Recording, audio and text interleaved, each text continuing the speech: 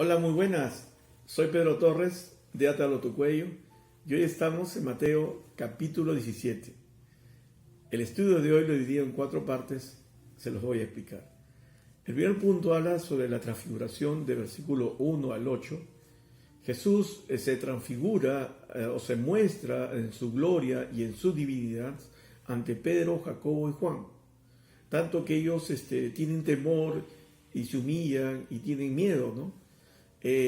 Por otro lado, el Señor se muestra con un rostro como el sol y con ropas resplandecientes. En esta figura también aparece Elías y Moisés. Moisés representando a la ley y Elías los profetas, que viene a ser el cumplimiento de la revelación de la Biblia, de la palabra del Señor. Y Jesús es el cumplimiento de todo, porque Él es el Mesías esperado. Tanto que es respaldado también por el mismo Padre que dice: este es mi Hijo amado en cual tengo complacencia. Eso es el respaldo de Dios y el cumplimiento de la voluntad de Dios, que Él es el Mesías prometido, pero también es una manifestación de la divinidad de Dios, que es Cristo, es Dios. En la segunda parte se habla de la venida de Juan el Bautista, del versículo 9 al 13. Los profetas hablaban del Elías, y Juan era el Elías prometido. Él fue el predecesor, él fue el que estuvo antes de la venida del Señor Jesús, el que preparó el camino del Señor. Ese fue el ministerio de Juan el Bautista. Después el Señor habla sobre la sanidad a un hombre epiléptico, del versículo 14 al 21. Dice que ahí un padre había llevado a los discípulos, a los 9 discípulos que se habían quedado, para que lo sane a su hijo epiléptico, pero ellos no pudieron. El Señor Jesús se amarga y lo reprende, le dice: hombres de poca fe y de mente corrompida, de gente mala.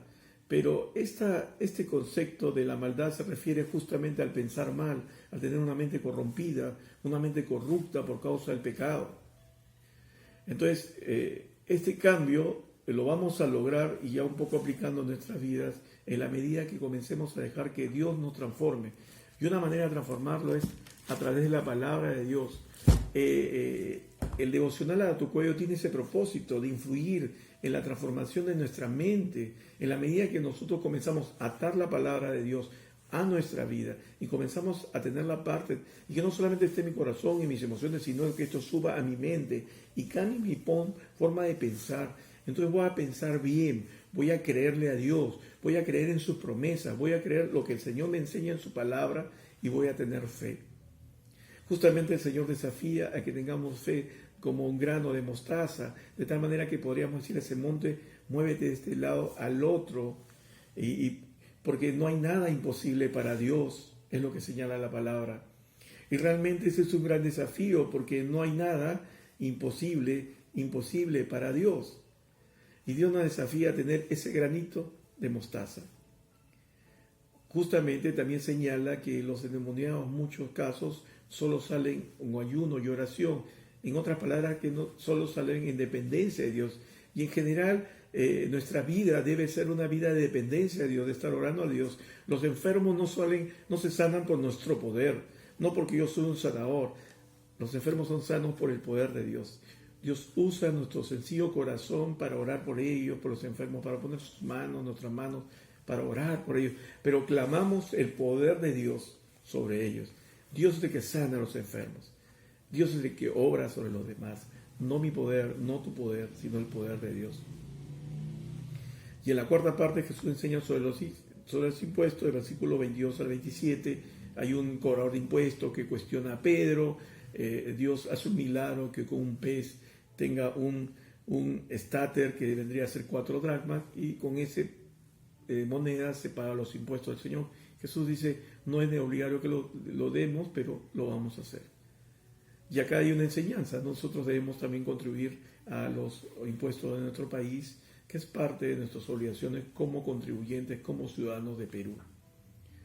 Bueno, hoy día vivimos una situación muy complicada en nuestro mundo, y Perú no es ajeno a ello. Por eso que el llamamiento hoy día del grano de mostaza, de buscar al Señor, es clave en nuestras vidas. Vivimos una crisis de coronavirus que no se va a terminar humanamente, pero es tiempo que nosotros como creyentes estemos buscando a Dios en ayuno, en oración, en busca de Dios, en renovar nuestra mente con la palabra de Dios, para que esta mente corrompida que tenemos, que tiene malos pensamientos, que piensa mal, que piensa negativamente, sea renovado por Dios. Y hoy día ese es el llamamiento de la palabra, volver a la palabra de Dios y comenzar a renovar nuestra mente con su palabra, con buenos pensamientos, con pensamientos de Dios. Hoy es el momento de volver a tener fe. Dice la Biblia que no hay nada imposible para Dios, y no hay nada imposible para Dios. Ni siquiera el coronavirus puede contra el poder de Dios. Nosotros creemos en la sanidad de Dios, que se va a acabar esta pandemia en el nombre del Señor. Ejerzamos nuestra fe, busquemos a Dios y ánimo. No hay nada imposible que Dios no pueda obrar en este momento en tu vida, sea en cualquier circunstancia en la que veas. Creamos en el Señor. Dios es todopoderoso. Nos vemos pronto. Gracias. Bendiciones.